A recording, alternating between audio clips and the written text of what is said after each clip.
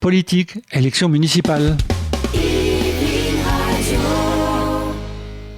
Nous sommes avec Éric Dumoulin, maire sortant de Chatou et qui se représente à la tête de la liste Chatou, une ville d'avance, soutenue par En Marche et sous l'étiquette d'hiver droite. Éric Dumoulin, il y avait une légère polémique, vous êtes soutenu, investi? Alors, j'ai effectivement bénéficié du soutien d'En Marche, comme je bénéficie également du soutien de LR, de Libre de Valérie Pécresse, de la charte de Gérard Larcher et de 2-3 autres soutiens divers et variés, plutôt donc identifiés à droite.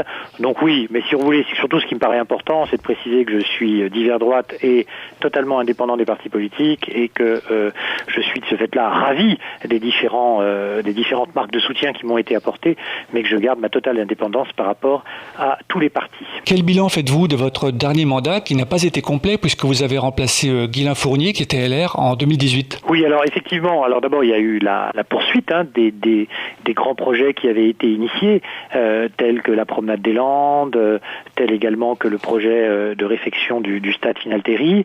Et puis j'ai continué également, même si je l'avais en partie impulsé, le regroupement des services avec la création et du nouveau centre administratif qui fait, je pense, vraiment l'unanimité auprès des Catoviens, parce que nous avons réussi à installer un guichet unique là où il y avait avant 7 points différents de contact pour les usagers. J'ai également lancé plusieurs grands projets, tels que l'opération Cœur d'Europe, dont vient de s'achever actuellement toute la phase de co-construction, de programmation, et également un projet très ambitieux également de requalification du boulevard de la République, qui est véritablement, si vous voulez, le nerf sciatique de la ville de Chatou et qui a absolument besoin d'être pensé. Cœur d'Europe, c'est environ 7 millions d'euros hors taxe, donc c'est quand même un gros projet. Réhabilitation complète du boulevard de la République, c'est environ 3 500 000 euros hors taxe. Donc si vous voulez, ces deux grands projets vont permettre à la fois de relier, de mieux réunir Chatou, et puis également de réhabiliter, de redonner une dynamique, d'améliorer la vie quotidienne des habitants du quartier de l'Europe, qui représentent quand même près de, disons en visant large, pas loin de 10 000 habitants. À quoi ça correspond ce projet Cœur d'Europe pour nos auditeurs qui ne connaissent pas bien Chatou? Alors le projet Cœur d'Europe, c'est une réhabilitation, si vous voulez, de l'ensemble des espaces publics de ce quartier, c'est-à-dire de deux grandes artères qui le croisent, en l'occurrence la Renoir et Maupassant, et c'est également la végétalisation massive du quartier, puisque je vais à peu près fracasser 1 hectare de bitume pour remplacer par 500 ou 600 arbres. C'est également la mise en place de pistes cyclables, c'est également la création d'un mail piétonnier devant la zone commerçante de Maupassant Sud.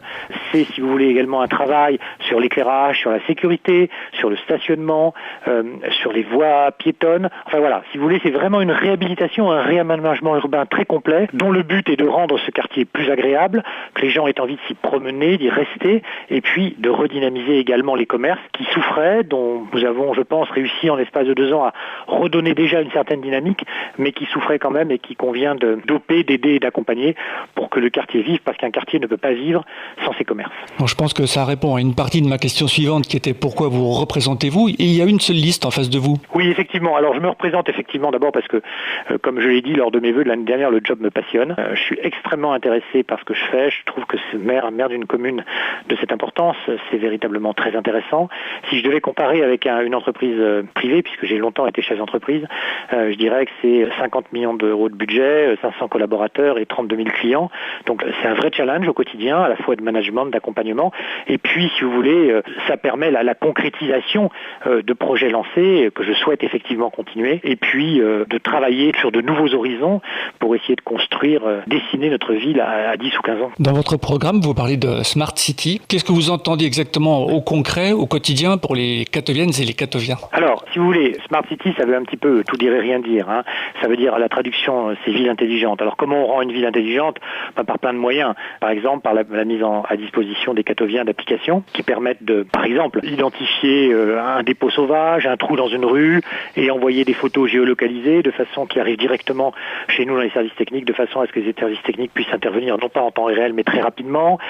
C'est tout ce qui relève évidemment de la digitalisation, de la numérisation, de l'intelligence artificielle.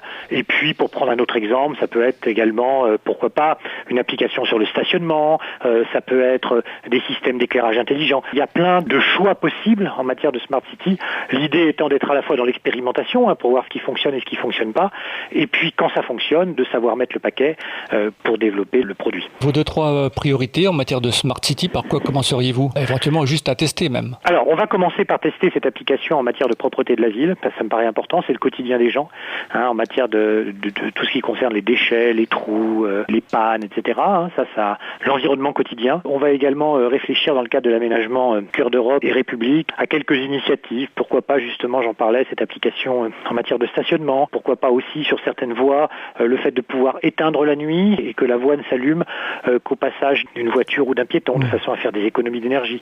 Voilà, tout ça, on va lancer des réflexions approfondies sur tous ces sujets et voir un petit peu celles qui vont se décliner plus facilement et qui correspondront mieux aux besoins des Catoviens. Vous connaissez le monde de l'entreprise. Est-ce qu'il y a des choses que vous comptez améliorer concernant les entreprises, les commerçants, les artisans à Chatou? Effectivement, on a à Chatou un tissu commercial assez dense qui survit ou qui vit plutôt pas mal par rapport à de nombreuses autres villes. Pour autant, on a encore évidemment des besoins, des manques, des insuffisances.